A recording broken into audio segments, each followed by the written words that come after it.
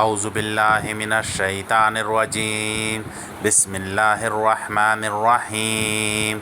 سورۃ البقرہ آیت نمبر 31، 32، 33۔ تفسیر ابن کثیر۔ وَعَلَّمَ آدَمَ الْأَسْمَاءَ كُلَّهَا ثُمَّ عَرَضَهُمْ عَلَى الْمَلَائِكَةِ فَقَالَ أَنبِئُونِي بِأَسْمَاءِ هَؤُلَاءِ إِن كُنتُمْ صَادِقِينَ قَالُوا سُبْحَانَكَ لَا عِلْمَ لَنَا إِلَّا مَا عَلَّمْتَنَا إِنَّكَ أَنْتَ الْعَلِيمُ الْحَكِيمُ قَالَ يَا آدَمُ أَنبِئْهُم بِأَسْمَائِهِمْ فَلَمَّا أَنبَأَهُم بِأَسْمَائِهِمْ قال ألم أقل لكم إني أعلم غيب السماوات والأرض وأعلم ما تبدون وما كنتم تكتمون۔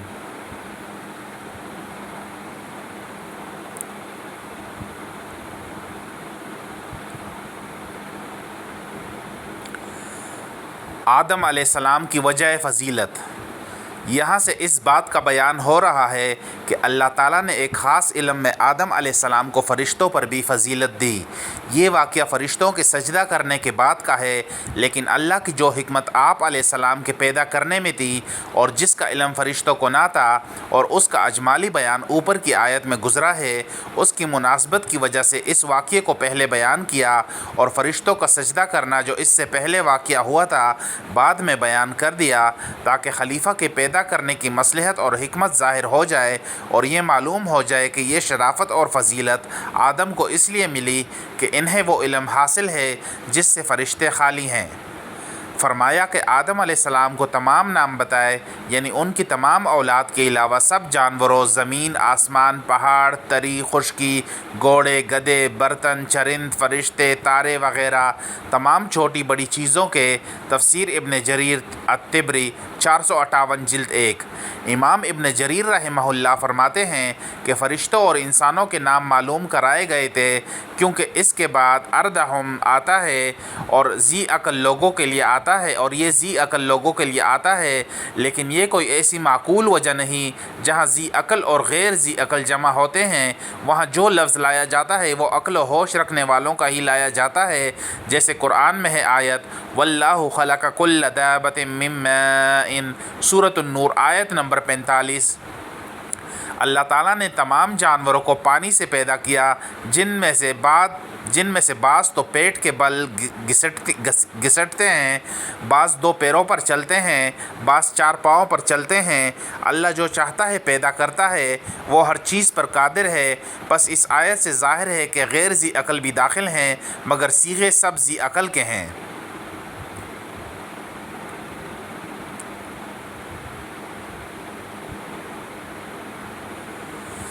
علاوہ ازیں اردہن بھی سیدنا عبداللہ بن مسعود رضی اللہ عنہما کی قرات میں ہے، اور سیدنا ابی بن کعب رضی اللہ عنہ کی قرات میں ارادہ بھی ہے۔ صحیح قول یہی ہے کہ تمام چیزوں کے نام سکھائے تھے، ذاتی نام بھی، صفاتی نام بھی اور کاموں کے نام بھی، جیسے کہ سیدنا ابن عباس رضی اللہ عنہما کا قول ہے کہ گوز کا نام تک بھی بتایا گیا تھا۔ صحیح بخاری کتاب التفسیر میں اس آیت کی تفسیر میں امام بخاری رحمہ اللہ یہ حدیث لائے ہیں۔ مسئلہ شفاعت۔ رسول اللہ صلی اللہ علیہ وسلم فرماتے ہیں کہ ایماندار قیامت کے دن جمع ہوں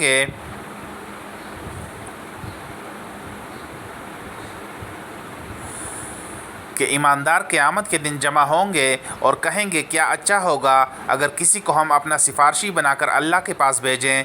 چنانچہ یہ سب کے سب آدم علیہ السلام کے پاس آئیں گے اور ان سے کہیں گے کہ آپ ہم سب کے باپ ہیں۔ اللہ تعالیٰ نے آپ علیہ السلام کو اپنے ہاتھ سے پیدا کیا، اپنے فرشتوں سے آپ کو سجدہ کرایا، آپ کو تمام چیزوں کے نام سکھائے۔ آپ اللہ تعالیٰ کے سامنے ہماری سفارش لے جائیں جو ہم اس سے راحت پائیں۔ آدم علیہ السلام یہ سن کر جواب دیں گے کہ میں اس قابل نہیں۔ انہیں اپنا گناہ یاد آ جائے گا۔ تم نوح علیہ السلام کے پاس جاؤ، وہ پہلے رسول ہیں جنہیں اللہ تعالیٰ نے زمین والوں کی طرف بھیجا۔ یہ سب لوگ یہ جواب سن کر حضرت نوح علیہ السلام کے پاس آئیں گے، آپ بھی یہی جواب دیں گے اور اللہ تعالیٰ کی مرضی کے خلاف اپنے بیٹے کے لیے اپنا دعا مانگنا یاد کر کے شرما جائیں گے اور فرمائیں گے تم خلیل الرحمن ابراہیم علیہ السلام کے پاس جاؤ۔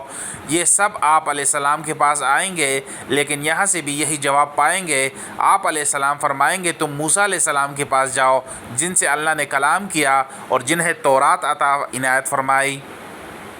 یہ سن کر سب کے سب موسیٰ علیہ السلام کے پاس آئیں گے اور آپ سے بھی یہی درخواست کریں گے، لیکن یہاں سے بھی جواب پائیں گے۔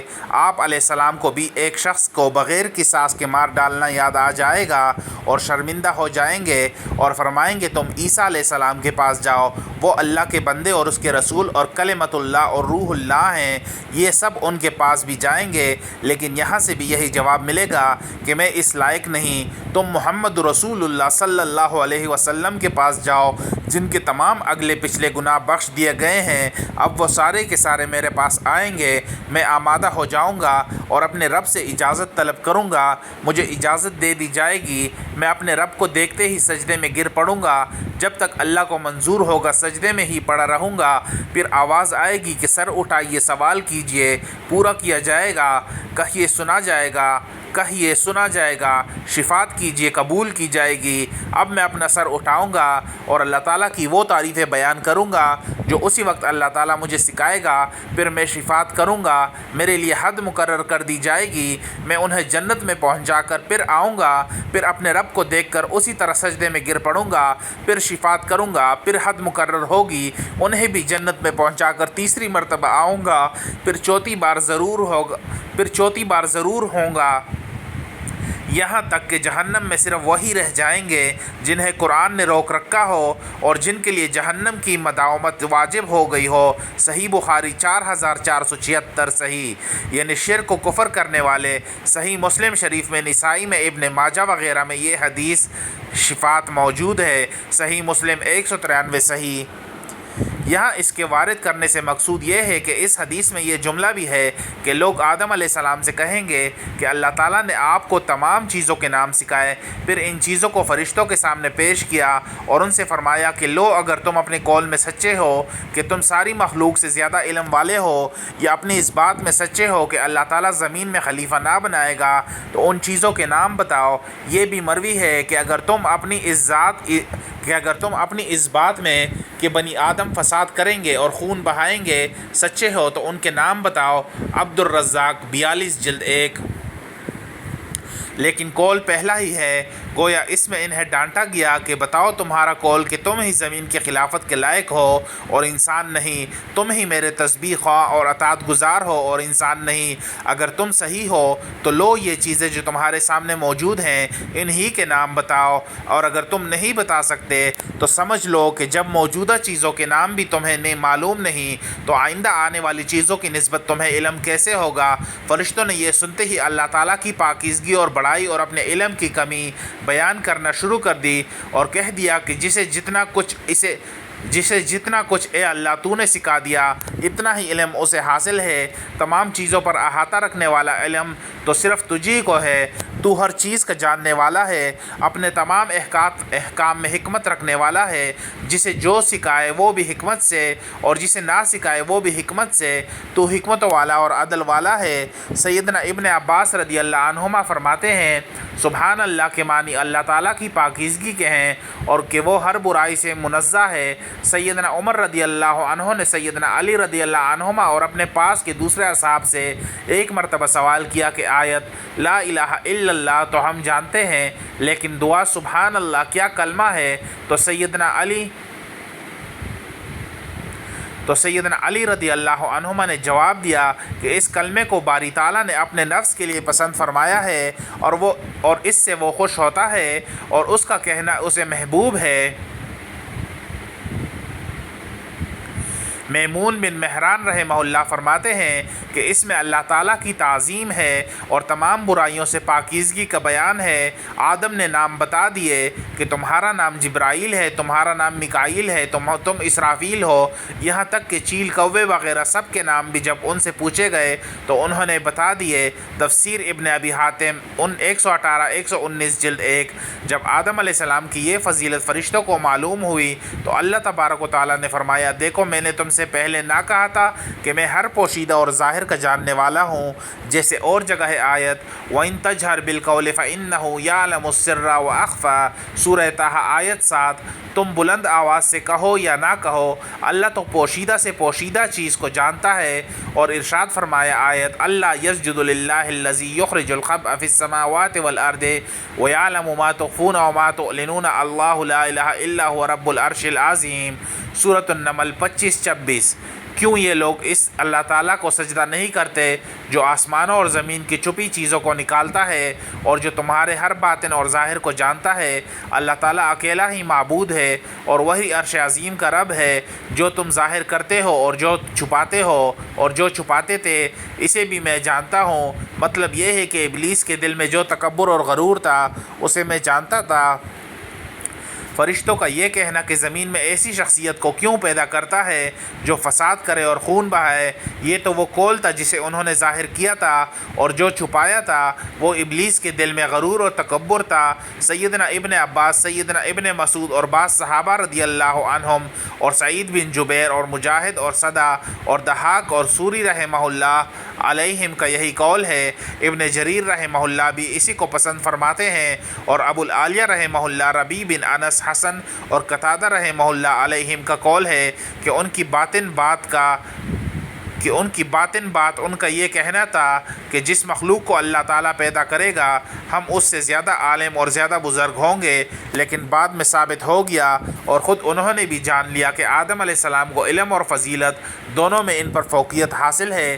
عبد الرحمن بن زید بن اسلم رحمہ اللہ فرماتے ہیں کہ اللہ تعالیٰ نے فرشتوں سے فرمایا جس طرح تم ان چیزوں کے ناموں سے بے خبر ہو اسی طرح تم یہ بھی نہیں جان سکتے کہ ان میں بلے برے ہر طرح کے ہوں گے، فرما بردار بھی ہوں گے اور نافرمان بھی، اور میں پہلے ہی لکھ چکا ہوں کہ مجھے جنت دوزخ دونوں کو بھرنا ہے، لیکن تمہیں میں نے اس کی خبر نہیں دی۔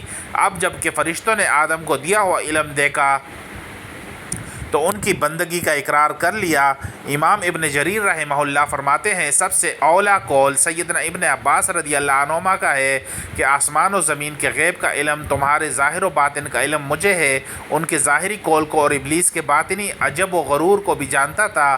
تفسیر ابن جریر الطبری 498 جلد 1۔ اس میں چھپانے والا صرف ایک ابلیس ہی تھا، لیکن صیغہ جمع کا لایا گیا ہے، اس لیے کہ عرب میں یہ دستور ہے کہ ان کے کلام میں یہ بات پائی جاتی ہے کہ ایک کے یا بعض کے ایک کام کو سب کی طرف نسبت کر دیا کرتے۔ وہ کہتے ہیں کہ لشکر مار ڈالا گیا یا انہیں شکست ہوئی، حالانکہ شکست اور قتل ایک کا یا بعض کا ہوتا ہے، اور صیغہ جمع کا لاتے ہیں۔ بنو تمیم کے ایک شخص نے رسول اللہ صلی اللہ علیہ وسلم کو آپ صلی اللہ علیہ وآلہ وسلم کے حجرے کے آگے سے پکارا تھا، لیکن قرآن میں اس کا بیان ان لفظوں میں ہے کہ آیت ان الذین ینادونک من وراء الحجرات سورۃ الحجرات 4۔ جو لوگ تمہیں اے نبی کریم صلی اللہ علیہ وسلم حجروں کے آگے سے پکارتے ہیں تو دیکھیے کہ پکارنے والا ایک تھا اور صیغہ جمع کا لایا گیا۔ سورۃ الحجرات آیت 4۔ اسی طرح آیت واللہ مخرج ما کنتم تکتمون سورۃ البقرہ آیت نمبر 72۔ میں بھی اپنے دل میں بدی کو چھپانے والا صرف ایک ابلیس ہی تھا، لیکن صیغہ جمع کا لایا گیا۔